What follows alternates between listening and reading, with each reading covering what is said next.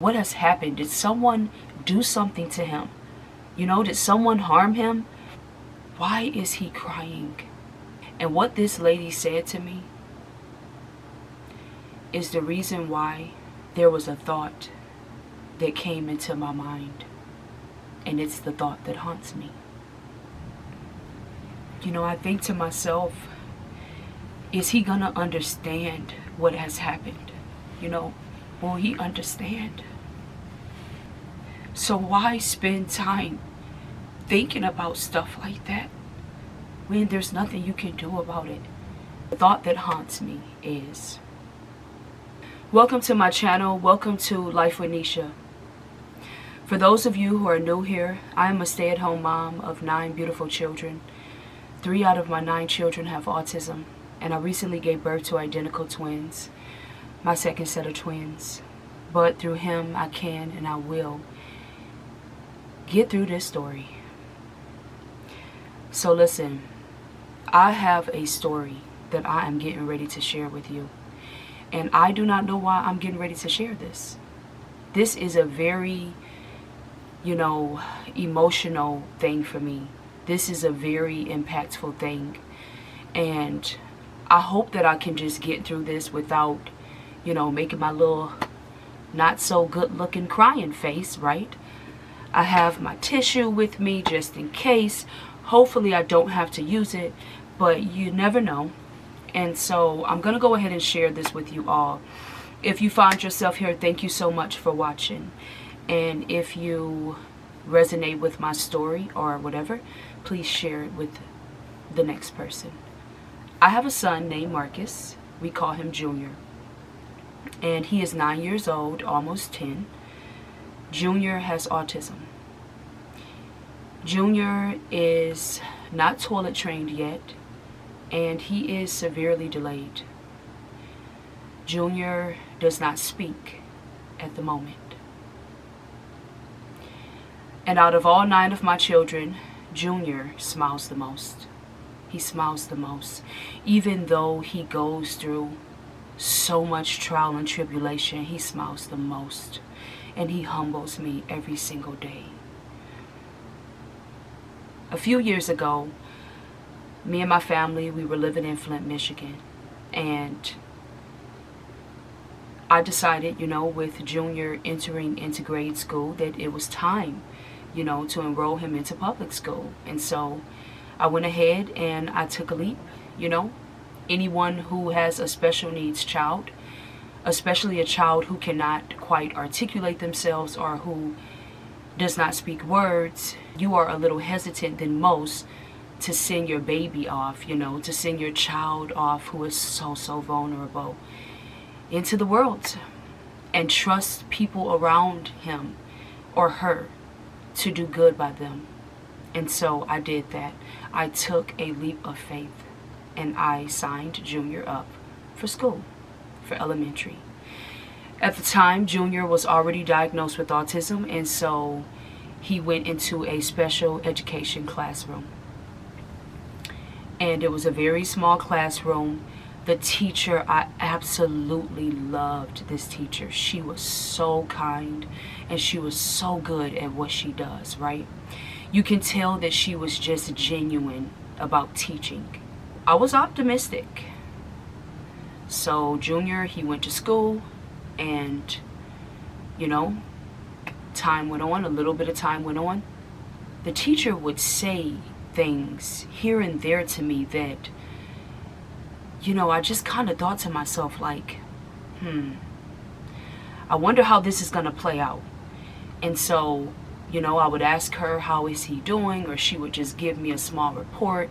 And she would say things like, we usually keep the door open, but we've been having to close the door because Marcus, she doesn't call him Junior, she calls him Marcus. She said, Marcus keeps trying to run out of the room.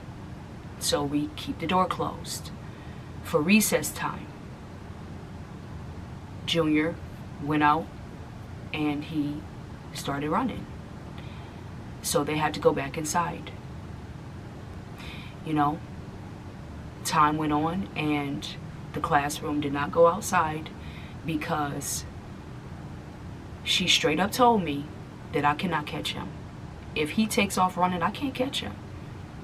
And so I understood, you know. Time went on, right? So one day the teacher, she said to me, you know, she said, I believe that Marcus would do really well at a school for kids with autism. Sitting there listening, I'm like, okay. I think he would really thrive in that environment. And she just went on to explain, you know, how it's different than a special education classroom. And I said, you know what? Thank you for sharing this with me. I am going to give this a try. When the teacher expressed this to me, I know that she felt relieved, and I could tell that she had done everything that she could do to try and help my child. However, it just wasn't a good fit for him, the classroom, and that is okay. So it was time for me and my child to move on to something new, which was the autism school. I went and did a tour, and, you know, I asked a bunch of questions, and I decided to go ahead and give it a try. It wasn't easy, but I decided to go ahead and give it a try. The good thing about this school is that they have a bus line, right? And the reason why this is so great for Junior is because Junior loves to ride in the car. Like, he loves to go on car rides. He could ride, okay, for days and still wouldn't want to stop. Junior's color is yellow. So the fact that he was getting ready to get on the bus and, you know, it's his favorite color, he gets to ride, I just could not wait for that part, you know, of the day, because I just know my son. I know that he loves to ride.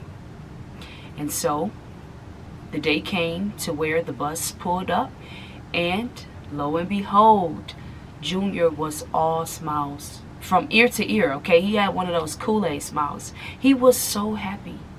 He was so happy to get on the bus. And my family, we were so happy for him, right?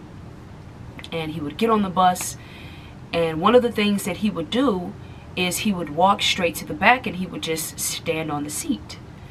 And so they would put him in a harness, you know, to keep him sitting down.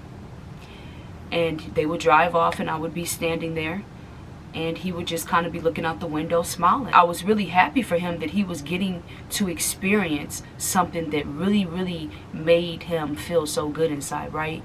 Something that really brought a lot of joy to him. Especially considering the fact that because he is not able to express himself, there's so many times that he just goes without. There's so many times that he just settles, you know. So the fact that I knew that he was going to enjoy this, it really made me feel good inside, right, as his mom. The days went on, and maybe about a week went by, and I went to walk Junior to the bus as usual. And when the bus driver opened up the door, instead of, you know, smiling and laughing and just running up the stairs, he stopped. He stopped right before you walk up the steps. And he looked at me. He stared at me right in my eyes. And at this point of his life, he was not making eye contact. So the fact that he was staring at me in my eyes, he was trying to tell me something. He was trying to tell me something, and with him not speaking words, I just didn't know what he was trying to tell me. He wasn't crying, but he had that look in his face. And if you have a nonverbal child, or if you know, take care of someone like that, or maybe you have a family member like that, you know that they speak with their eyes. They do things with their eyes that we don't, right? And he was speaking. My son was speaking to me with his eyes. And I feel a little guilty that I allowed him to get on the bus. I feel a little guilty that I allowed him to get on the bus, even though he was trying to tell me something, because I just don't know what the something was. So I let him get on the bus, and he went on to school. As the bus drove off, I remember walking into the house in the living room, and I was just thinking to myself, you know, I said out loud, like, why didn't Junior want to get on the bus? You know, that is so weird to me. Like, this is the highlight of his day. Like, why would he not all of a sudden want to get on the bus?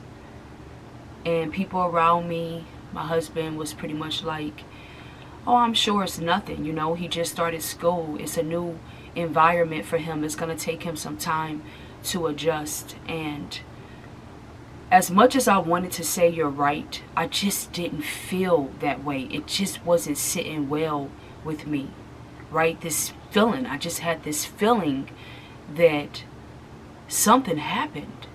I called the school, and I spoke with Junior's teacher, and I asked her, you know, how is he doing? Because remember, it's really not that much time that's went by.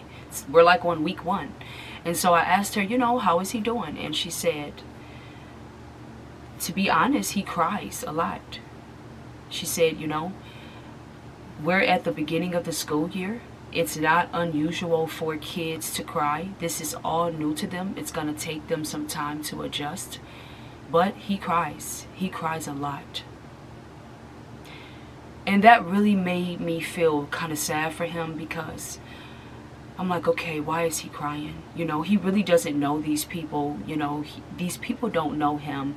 You know, why is he crying? So then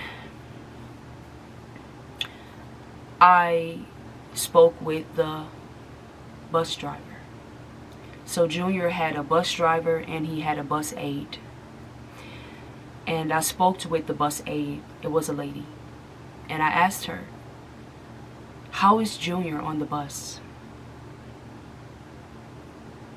And what this lady said to me is the reason why I took my son out of school and homeschooled him. I took him out of school. She said, oh, he cries. He whines. He just kind of quietly cries to himself. That's just his thing that he does. When this woman said this to me, I could feel my heart in my feet. Because I'm thinking to myself, why is he crying? You know?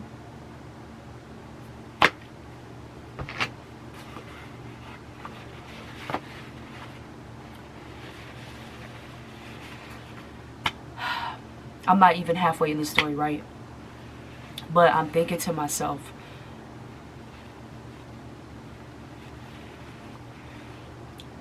why is he crying? Like, why is he crying to himself? You know, when the bus aide, when this lady said, this is just his thing that he does,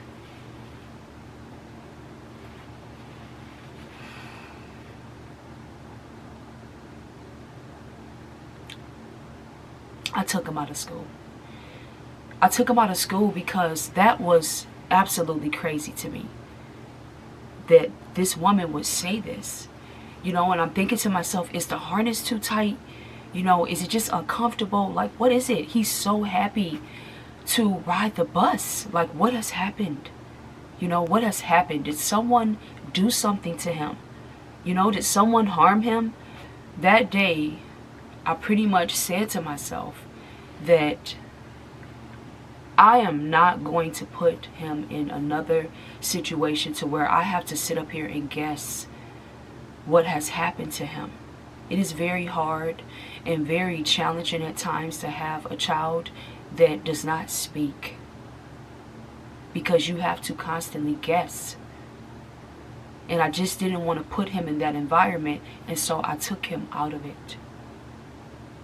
And I kept him close to me where I knew he would be safe. I believe that after this story happened, there was a thought that came into my mind, and it's the thought that haunts me. It's the thought that I just don't want in my head. I just want it to just not be in my mind, right? Because it's kind of tormenting me to think about this, right? After that incident, I started thinking to myself, I really do not know how much my son Junior understands. I do not know. I don't know what he's thinking. He cannot tell me. I don't know. And I just started thinking to myself, for whatever reason, this thought came into my mind. I started thinking to myself about the fact that me and my husband, one day we will not be here. We cannot be here forever. One day, my husband and I, we will expire. One day. And I do so much for my son Junior.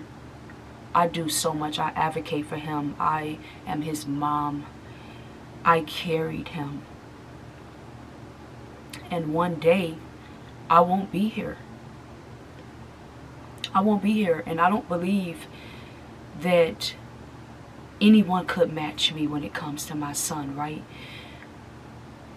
If you are a good parent, if you are a parent and you love your child, no one can match you when it comes to your child, because you have some sort of unconditional love. You have a bond with your child that no one else has. And so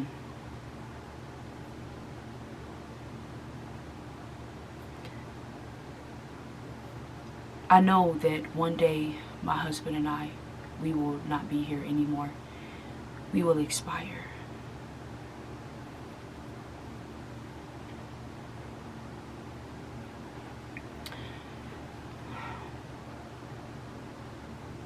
And it really makes me think about our son, because he is so vulnerable. He's so vulnerable.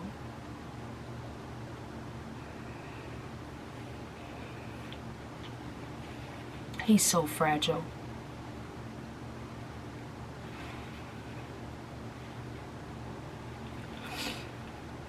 Hopefully I can just, share my thought with you that haunts me. The thought that I just wish I just didn't have. But we're going to get there in due time, right? But the thought that haunts me is when my husband and I are no longer here, and Junior is sitting in his bedroom,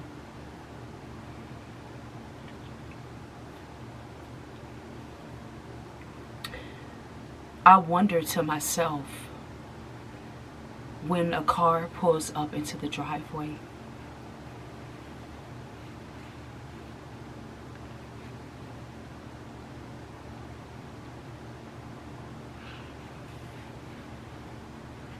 I want this to be as raw as possible, but it is really hard to get through.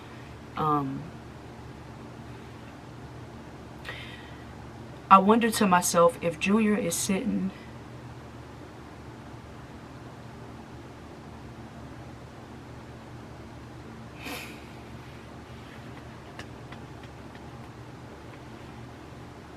if Junior is sitting in his room and a car pulls into the driveway, will he hop up? Will he hop up and, run to the door because he thinks that I'm walking through the door? Or maybe he thinks that my husband, his dad, is going to come walking through the door. Is he going to be peeking out the window? waiting for me.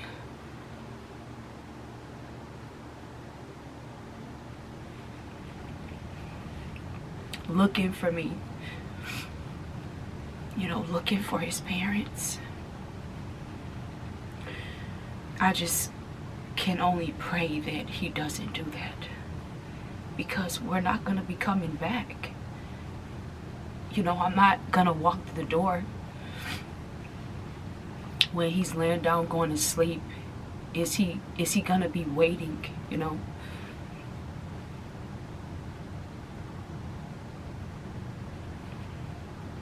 Is he going to be waiting for me? I don't want my son to wait for me when I'm never going to come back. And so I have a thought that haunts me. And I just want this thought to get out of my mind. Because I know that it doesn't need to be there. It doesn't bring me peace. It brings me anxiety. It brings me worry. I think to myself, is he gonna understand what has happened? Will he understand? Will he understand? I just don't want him to be looking for me. I don't want him to be waiting for me. I don't want someone to take him somewhere and maybe he thinks that he's going to see me or something, or that he's going to see his dad. I just pray that he understands what has happened, because I just don't know what he knows. And so this is my thought that haunts me. This is my thought that I'm sure other parents of special needs children have. We take care of our kids, but our special needs children, we really, really take care of them. And I just pray that he is not looking for me. I pray that he is not waiting for me, because he's going to be disappointed.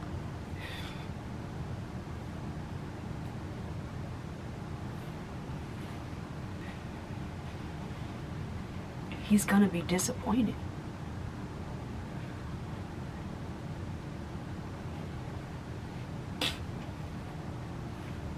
So this is my thought.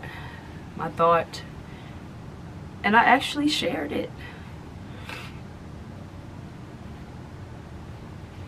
I actually got through it. I don't think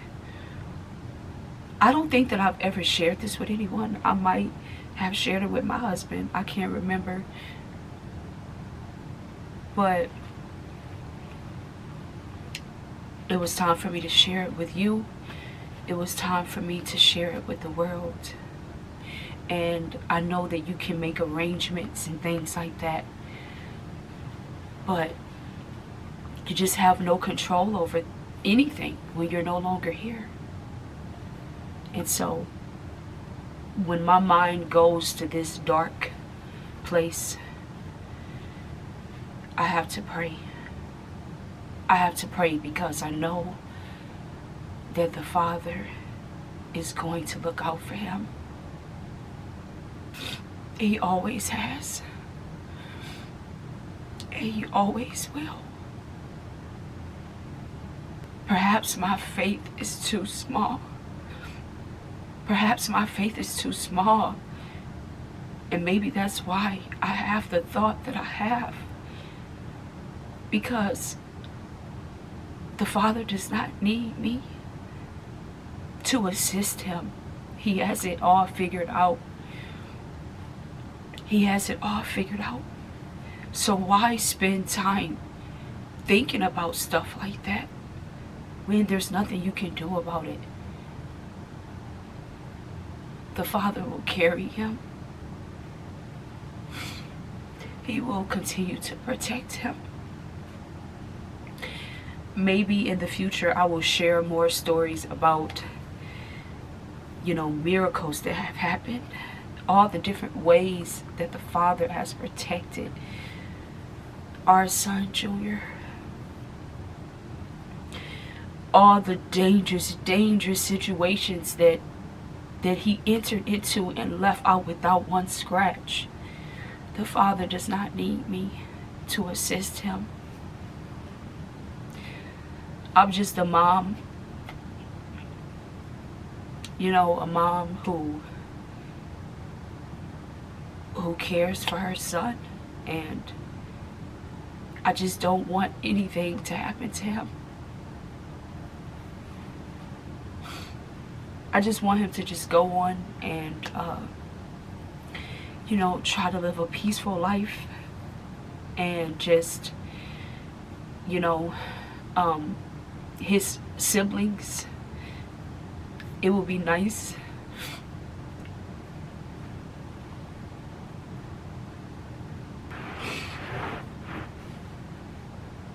this is gonna take forever to get through. I hope that his siblings will come and visit him, because I know that he would just love that, especially his favorite sibling.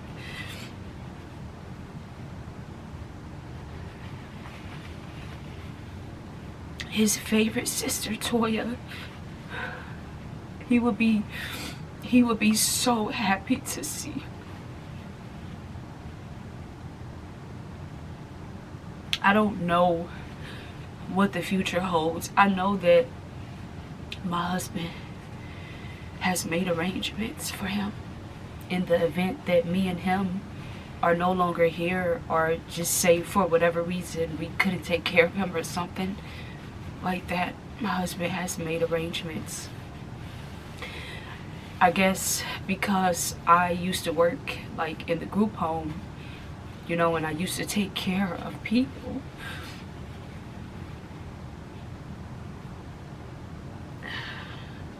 You know, I took care of so many different people, and some of them just seemed so lonely. You know, they didn't have any family that would visit them. And I just don't want that for my son.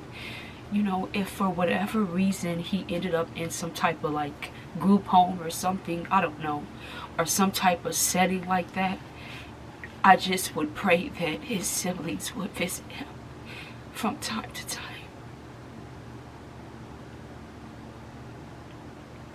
I pray that, you know, his favorite sister Toya would come and sit with him in his room. He would be so happy. He would be so happy. And maybe take him out for a walk. You know, he'd be so happy to see her. He'd be so happy to see his siblings. And that brings me a little bit of joy and peace, you know, knowing that when it comes to his favorite sister, she would definitely visit him. And that's really nice. And so, as you can see, I'm a hot mess right now, right? I'm a hot mess. I probably have tissue stuck to my eyes, you know. But I prayed that I would be able to get through this without the twins waking up. And they're not up. So I thank the Father for that. And if you find yourself here listening to my story and just watching my horrible crying face, you know, I guess it was meant to be. I'm just glad that I listened to that little voice that told me to share this story, that told me to turn this camera on and share this story with the world. And so I'm glad I listened to that little voice. I'm gonna go now. Thank you for being here, and thank you for watching. Bye.